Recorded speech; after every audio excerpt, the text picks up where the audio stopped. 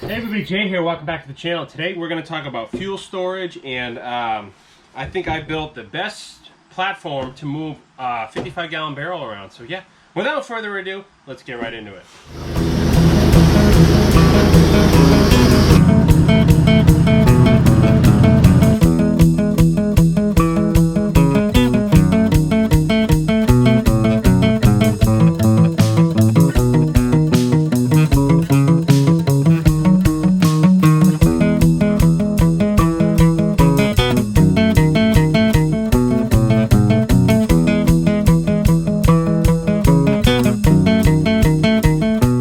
If you like that intro, I invite you to subscribe to the channel. Welcome back. My name's Jay. We live on an 18-acre homestead. We heat with firewood. We have tractors. We do all types of fun stuff. So anyways, we recently just built this fuel shed here. Now, those of you who have been following along know I built this from recycled wood. It looks absolutely bad, ASS. But anyways, here's the deal. We have the side access panel here, and we're gonna store our 55-gallon fuel drum right here on a base, which we'll show you in a second. The handle is gonna be here, and we have a hose that we can bring out and fill trucks, cars, boats, airplanes, whatever we decide to fill. So anyways, let's show you what we're gonna do today. So this is the base we built. This is our 55-gallon fuel-rated barrel. I've gotten more comments saying that's not a fuel-rated barrel. My father has had one of these barrels, exact same barrel, for 10 years now with fuel in it, and it hasn't even degraded, nothing. So anyways, we built this base. As you can see, 4x4s. I'll attach a video here or there or wherever of me actual building this. I'm not going to go over it, but we have our 55-gallon fuel drum in it. But obviously, as you can see, we have some wiggle room, and 55 gallons times about 8 pounds a gallon, that's heavy. So I don't want to take any chances of this kind of flipping out. Now, we could build sides and box it in, but I don't really feel like doing that. So I think what we're going to do is we got some eye hooks. We're going to put some eye hooks through 4 sides, and we'll cross some ratchet straps, so that way when we load and unload this off of the truck, the pucker factor will be 0. So let's go ahead and grab what we got and start drilling and making a mess. All right, everybody, so let's show you what we got here. All right, so what we got here is some stainless steel eye hooks. I think we're gonna do 2 on each side, then we can throw our ratchet strap across, and then we'll do 2 on the other side, and that way that'll give us some cross bracing. I think that'll work. I actually used this barrel last year. I filled it before winter, and unloading it with the tractor, because fluid obviously moves, very, very sketchy. Yeah, and I don't want to drop 55 gallons of fuel. So anyways, let's go ahead and pop the base off and see if this will work. All right, so let's have a peek here. How long did we buy? Oh, would you look at that? I think that would work out perfect. So this is just the length of this, but I think that's good because we can countersink this in, and when we come in with the forks, we don't have to worry about hitting it. So that actually worked out really nice. So let's go ahead and measure out the center right here. That looks pretty good. And let's drill all the way through, and then we'll take our paddle bit, we'll countersink it on the other side, and that way we'll have hooks on this side, and then we'll figure out how to do it on the other side. So yeah, let's go ahead and do it. Being innovative, I'm gonna take our base and put it on our barrel for now. I think that'll give us a good enough workspace. Yeah, that'll work. So let's bring you in here. This whole thing is 27 inches wide. Oh man, I hate doing math on camera.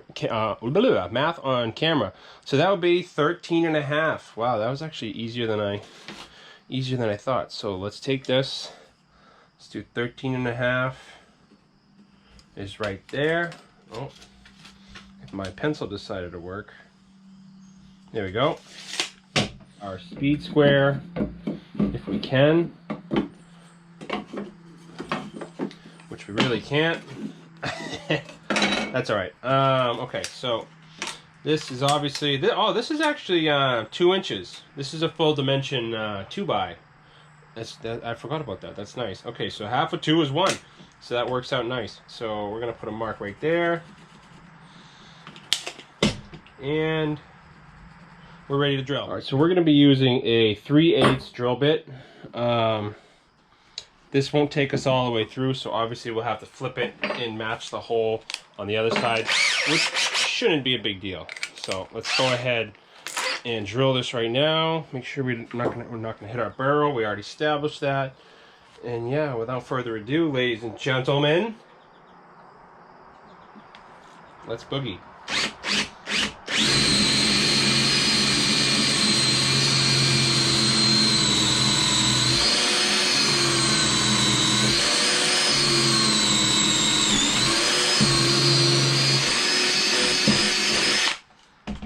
Okay. Nice. Now we're going to peacefully flip this over, because again we're only doing things the best way we know. Is this gonna sit on? There we go. I guess that works. So we're measuring over 13.5 by 1 inch in. And that technically, ladies and gentlemen, should work. And if we don't match up, I'll make it look good on video. First thing we're actually going to do is take a 3/4 inch paddle bit, because that's the diameter of our socket, and we're going to countersink about probably 1/2 inch down, and then we'll chase it with the regular bit.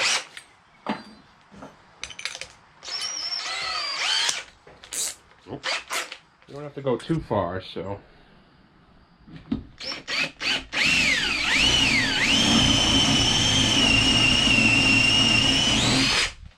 Okay. Okay, now, without further ado, oh.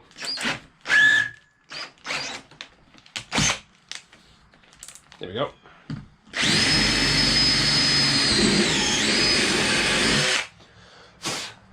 And just like that, folks, we are through. All right, the moment of truth, everybody. I know you're, I know y'all getting anxious. Let's see if we struck gold today.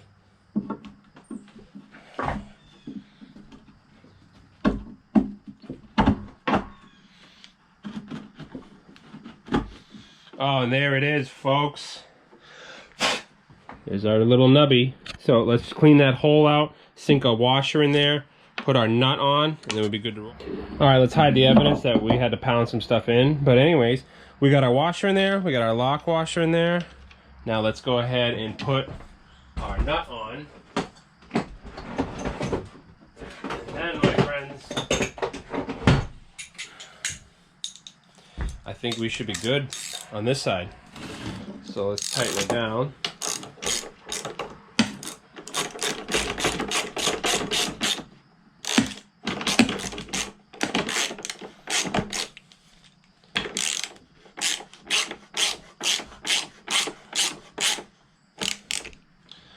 Yeah, that's mint. It's not going anywhere. So let's flip it over and have a look. All right, here we go. Here's our screw. Eyelet, eye screw, whatever, eye hook. Ah, she's just about there. She just needs a little bit.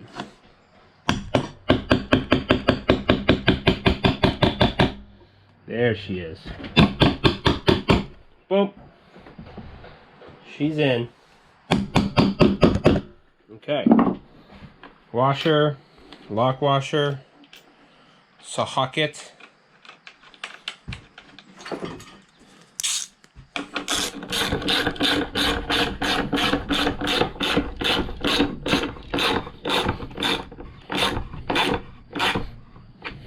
Okay.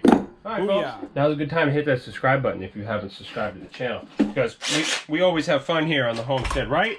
Isn't that right? Let's go ahead and flip this over peacefully and have a G-ander at our work. Oh boy, that's heavy. Okay.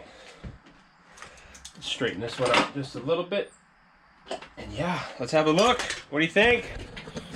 So we got eye hook. Our barrel will sit in here and we can throw, I think one will be all right, actually. Let's put our barrel in and see what it looks like. All right, so let's move this out of the way. Careful not to hit you guys. Put this back down. Yeah. Okay. Give it the final tight down.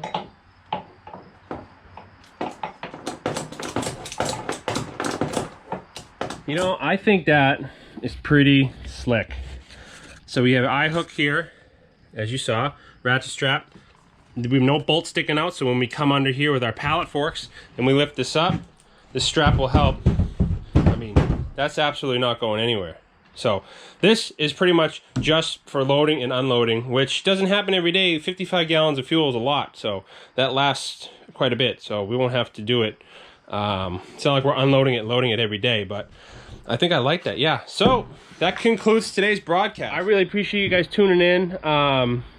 We're slowly building infrastructure here in the homestead to make life easier. We built the fuel shed so we can pull up and gas up all our equipment. We can store all our fuel in there safe. It's out of the shed here. It's out of my trailer. It's in its own separate place, safe. And yeah, this is pretty slick. So again, they probably make stands that you can move 55-gallon barrels on, but hey, listen, I made this. Again, I'll put a link to that video here, or I'll put a link in the description. How about that? If you want to see how I built this little deck for a 55-gallon barrel, I'll put it in the description below. But anyways, thank you guys for tuning in. I think this is a little extra precaution in our fuel system. So now all we have to do is fill it, put our pump in, and stick it in our shed. So yeah, thanks for watching, guys. And like I always say, we will see you out in the woods.